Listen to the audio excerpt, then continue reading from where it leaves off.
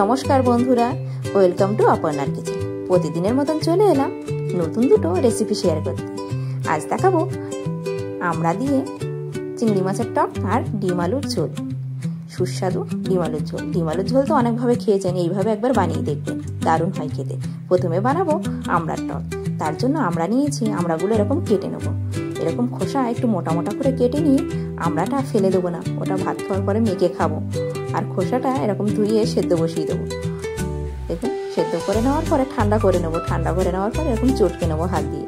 চটকে নেওয়ার পরে সিটিটা ফেলে দেবো, আর যে জুসটা আর একটু জল মিশিয়ে ওটা সেদ্ধ করে নেবো। মানে সেদ্ধ করবো না, একটু ফুটিয়ে নেবো। ফুটিয়ে নেওয়ার পরে এদিকে কড়াইয়ে সর্ষের তেল গরম করে সর্ষে ফোড়ন, হলুদ আর চিংড়ি মাছ দিয়ে ভাজা ভাজা হয়ে এলে দিয়ে দেবো নুন আর চিনি। চিনিটা এখানে সামান্য পরিমাণে দেবেন, মানে ব্যালেন্সটা ঠিক রাখার জন্য। এবার ওপর থেকে যে জুসটা ওটা ঢেলে দেবো, দিয়ে ভালো করে ফুটিয়ে নেবো। ফুটিয়ে নেওয়ার পরে নামিয়ে নেবো। তো রেডি হয়ে গেছে সুস্বাদু টক টক আমড়ার টক আর চিংড়ি মাছ। আর এবার শুরু করব ডিম আলু রান্না। ডিম আলু রান্না করার জন্য এখানে আদা, রসুন আর কাঁচা লঙ্কা বেটে নিয়েছি। আর এদিকে ডিম আর আলুর খোসা ছাড়িয়ে নিয়েছি সেদ্ধ করে। দিয়ে দেবো নুন আর লঙ্কা গুঁড়ো আর হলুদ, দিয়ে ভালো করে ম্যারিনেট করে নেওয়ার পরে রান্নাটা শুরু করব। এদিকে কড়াইয়ে সর্ষের তেল গরম করে ডিমগুলো দিয়ে দেবো। ডিমগুলো একটু হালকা চিড়ে দেবেন, না কিন্তু ফাটবে। এরকম ভাজা হয়ে গেলে তুলে নেবো।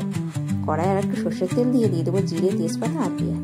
ভাজা ভাজা হয়ে এলে দিয়ে দেবো টমেটো কুচি আর আদা রসুন বাটা, আদা রসুন কাঁচা লঙ্কা বাটা। দিয়ে দেবো সামান্য একটু নুন। নুন দিয়ে নাড়াচাড়া করে দিয়ে দেবো এখানে শুকনো মশলা, লঙ্কা গুঁড়ো, হলুদ আর জিরে।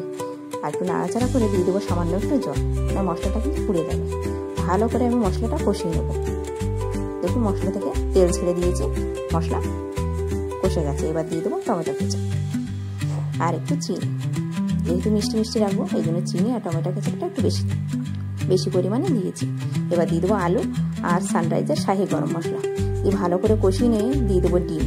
ডিমটা আর আলু ভালো করে আবারও নাড়াচাড়া করে দিয়ে দেবো পরিমাণ মতন জল। জল দিয়ে মানে গরম জল দিয়েছি এখানে। দিয়ে কিছু কাঁচা লঙ্কা দিয়ে ভালো করে ফুটিয়ে নেবো। ফুটিয়ে নেওয়ার পরে ধনেপাতা কুচি দিয়ে নামিয়ে নেবো। তো রেডি হয়ে গেছে সুস্বাদু মিষ্টি মিষ্টি ডিমের ঝোল। তো নামিয়ে নিচ্ছি। এবার গরম গরম ভাত বেড়ে নিয়েছি, আর কিন্তু লোভ সামলানো যায় না, এবার ভাত বেড়ে নিতেই হবে, নিয়ে খেতে বসতে হবে। তো এদিকে দেখুন পেঁপে সেদ্ধ, ভেন্ডি আলু ভাজা আর ডিম আলুর ঝোল আর টকটা আমড়ার টক। পেঁপে সেদ্ধটা খেয়ে নিয়ে ডিম আলুটা খেয়ে নেবো। যা হয়েছে না খেতে, দারুণ হয়েছে কিন্তু খেতে। আমার তো বেশ ভালো লাগে এভাবে। তো দেখুন রেসিপিগুলো ভালো লাগলে একটা লাইক আর কমেন্ট করবেন। এবার শেষ পাতে টক।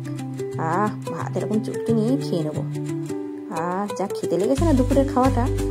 টাটা, আজকের মতন এইটুকুনি। রেসিপিটা ভালো লাগলে একটা লাইক